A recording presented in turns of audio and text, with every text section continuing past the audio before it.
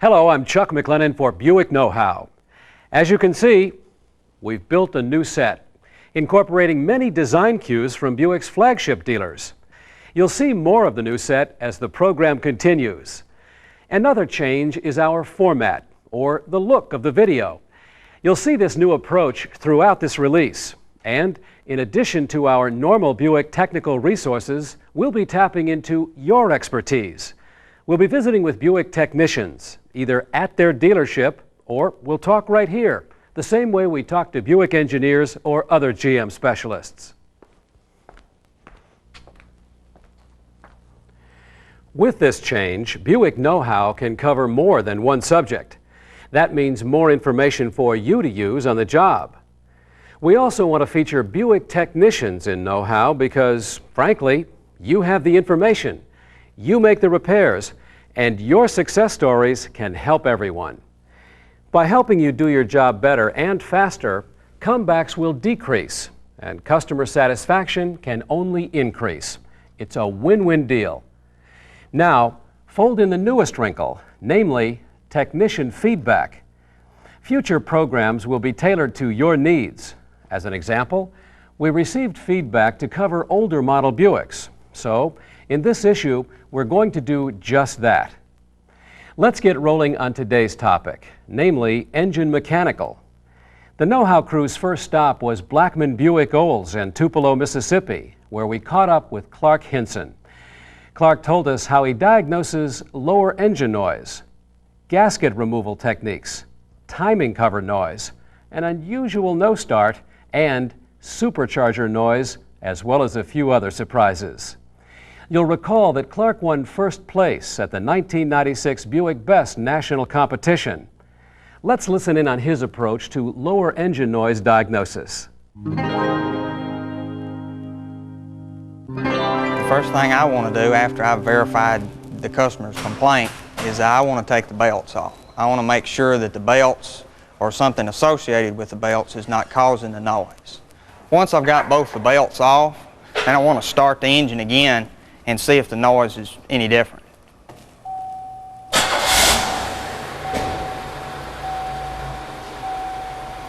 If it's still there, we know we've got a problem inside the engine because, none of the accessories or even the supercharger is turning at this point. So now we would want to use the appropriate scan tool. This being a 94 model car, we want to use the Tech 1. I'm going to use injector balance test on the scanner to disable injectors one at a time while I listen to the engine.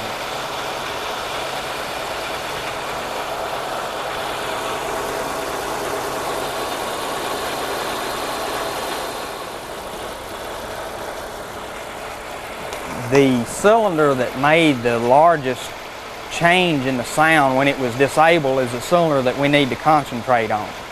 We've either got a bearing problem maybe on the crankshaft or maybe a connecting rod, or maybe we've got a wrist pin noise, or we could have a piston noise.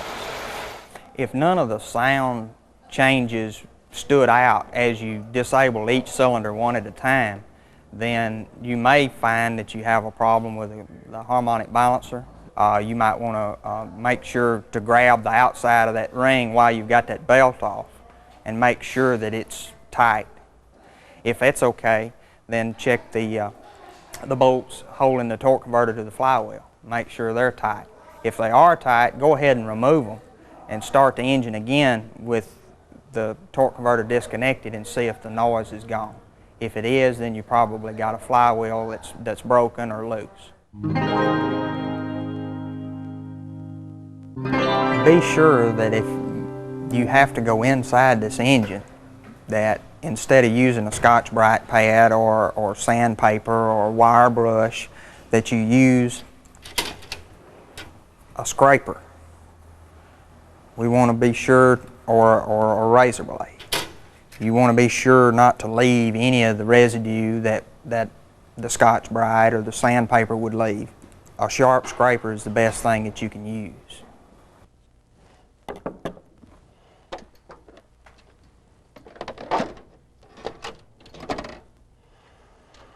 Clark brings up a very good point. Using a Scotch-Brite pad or a sanding board to strip gaskets has been proven to be detrimental to the engine. Know-how number 168 dealt with this very same issue in October 1993. At the time, the engine exchange program policy was to return damaged engines that were still under warranty to GM Powertrain for failure analysis. Some engines that had an intake manifold vacuum leak repair had catastrophic failure shortly after new gaskets were installed. The vast majority of these engines were found to have aluminum oxide embedded in the bearings, the very same cutting surface of a Scotch-Brite pad.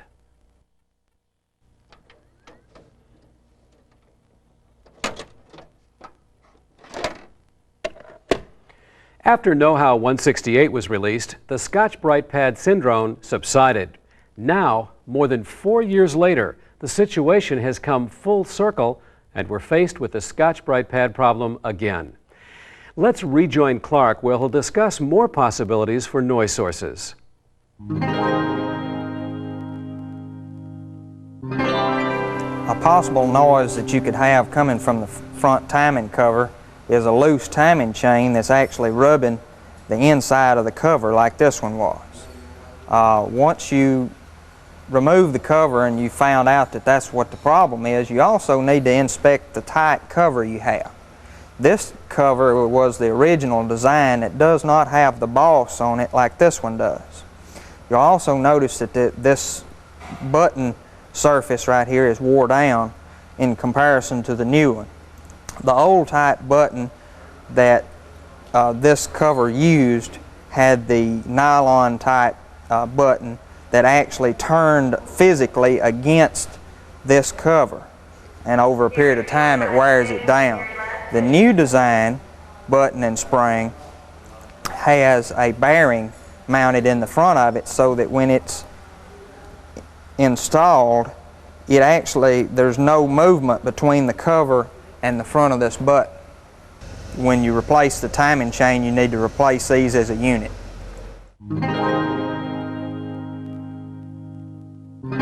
You also could have a problem of a no start, and that could be caused by you not getting a cam signal, possibly from somebody installing an aftermarket type cam gear that's made out of cast iron instead of the original aluminum with nylon teeth. With a steel type gear, the magnet is attracted to the gear, and that in turn keeps part of the magnetism from being available for the cam sensor.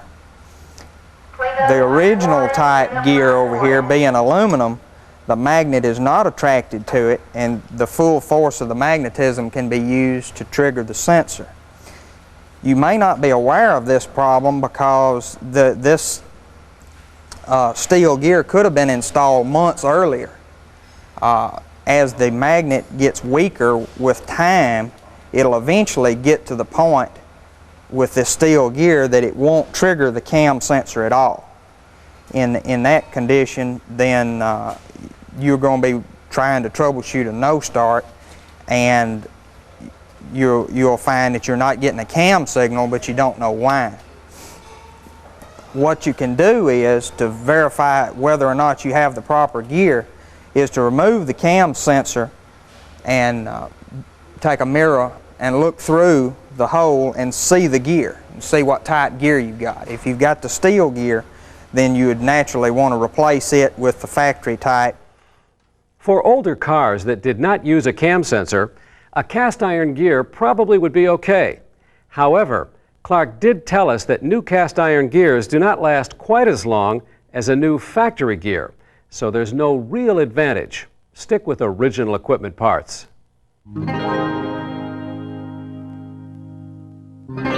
Another possible source of engine noise could be the supercharger or the belt that runs the supercharger.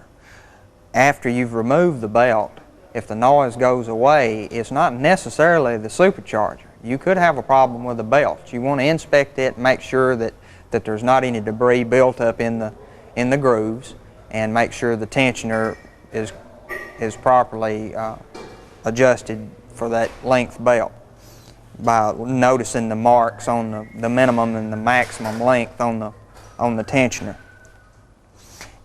If there's nothing wrong with the belt, then you might want to look deeper at the supercharger itself.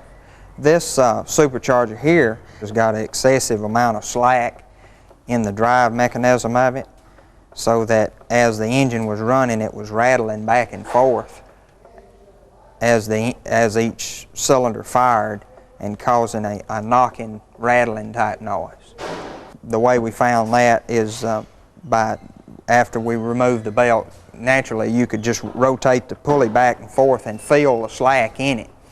But also after the supercharger was removed, you could hold the impeller on the bottom, and I can feel an excessive amount of slack in the drive of this supercharger. Incidentally, this one is very dirty right here, but the seal was not leaking. This is just road film, and that the only time when you've got a problem with the seal here is when it leaks enough that it actually drips. Other than that, there's no reason to be alarmed about that.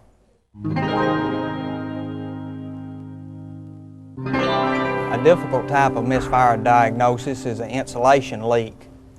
After you've test drove the car and with a scanner installed, notice your current weak cylinder. If it identifies one cylinder in particular, then we want to check that coil's output. We want to check the resistance of the wire, but that in itself may not turn up the problem. What you may need to do is to put a load on the wire, like I'm going to do with this ST125, and run a grounded test light up and down the boot and the wire to find the leak.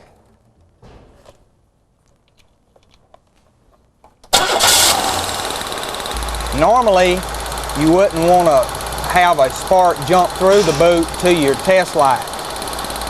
But if you do find a spark jumping through to your test light, you've found a leak in your insulation. I'd like to thank Clark Hinson and everyone at Blackman Buick Olds for appearing in our program. Now, I have the pleasure of introducing another Buick Best competitor, Jim Vanderlaar. Jim is the drivability expert at Al Bauman Chevrolet Buick in Fremont, Ohio.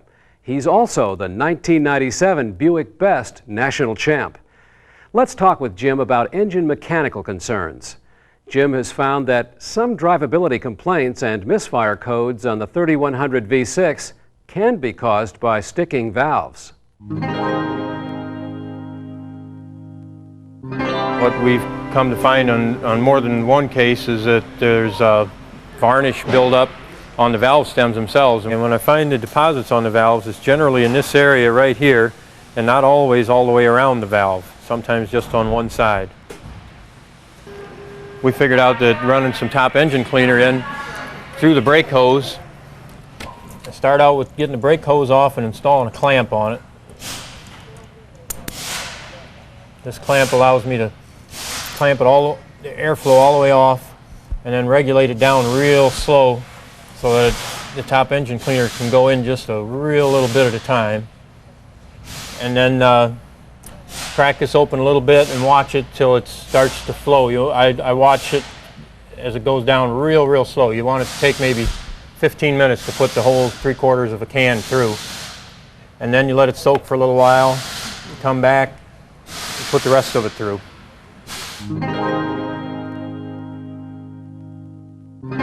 Another thing we've come across is with the mass airflow sensors,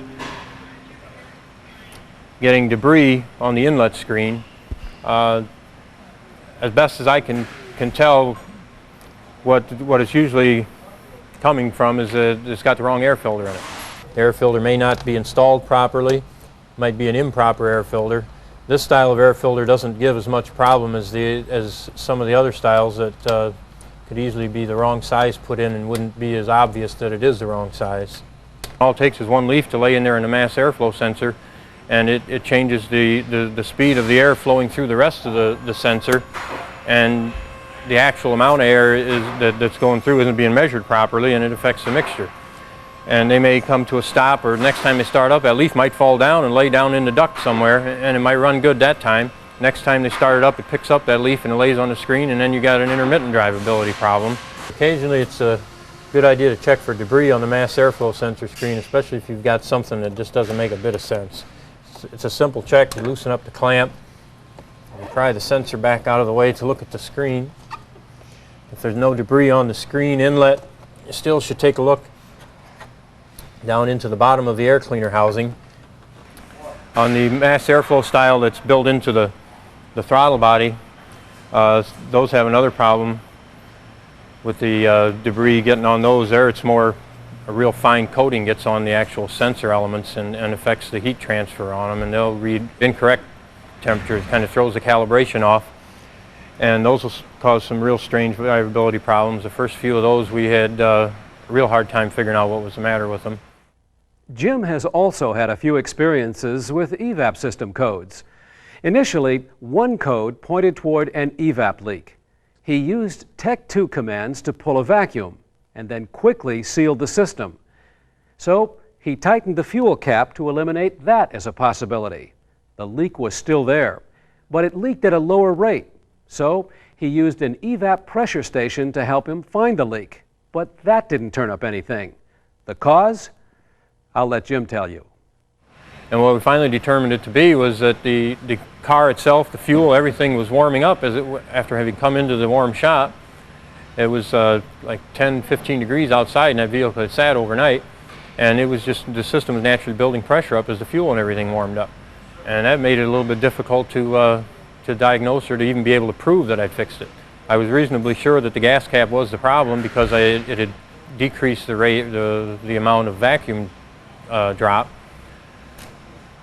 But those little things like that can make your life real interesting when you run into things like that.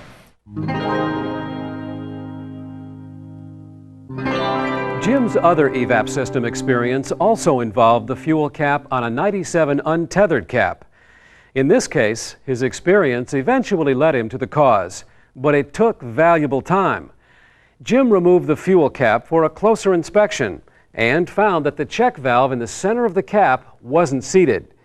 His assumption was that the customer dropped the fuel cap, and as the cap bounced, the valve shifted position. Jim popped it back in place, retested the system, and everything was okay. So whenever you deal with the EVAP system, check the gas cap's outer O-ring and also the inner check valve. Now, Jim has one final tip.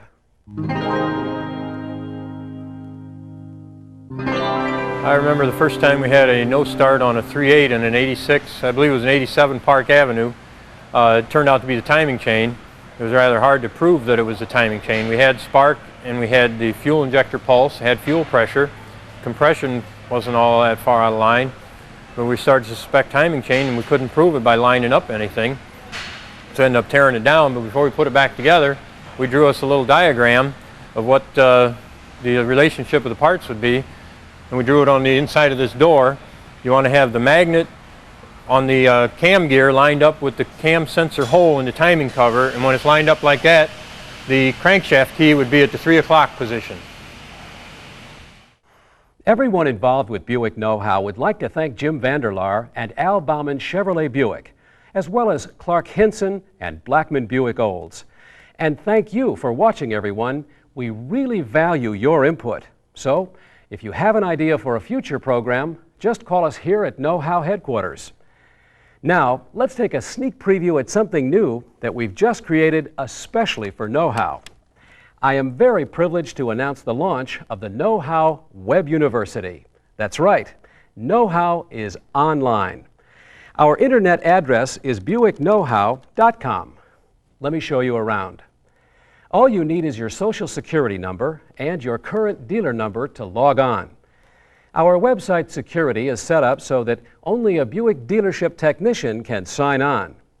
Here's a brief tour of the Know-How Web University.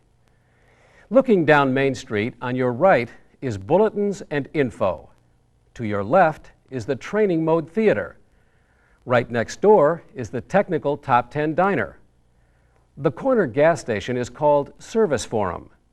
In this corner is a library. Behind the library, you'll find a testing and reporting facility. The Bulletins and Info link brings you to a Bulletins and Product Information page where you can download current bulletins right from the site. The training mode plays key video clips from the current know-how release. Just click on the subject and watch the show. We'll also have video clips from the other car divisions available for viewing. If you're looking for an answer to a technical issue, try Technical Top 10. The Technical Top 10 list is made up of the month's most frequent calls to the Tech Assistance Center. Service Forum is an area where technicians can share information with one another by posting messages and responses to a message board. Your experiences can be entered, and we'll look them over. Items posted to the message board may give us ideas for future know-how topics. The reference mode is our library. The last 12 know-how reference manuals can be scanned through, or they can be downloaded for future reference. The testing and reporting site will allow you to take the know-how quiz online and submit it to Know-How headquarters. We'll score it and get back with you. Like the normal quiz, there's also a monthly survey at the bottom of the form for you to provide feedback. Please feel free to visit us often at the Know-How Web University.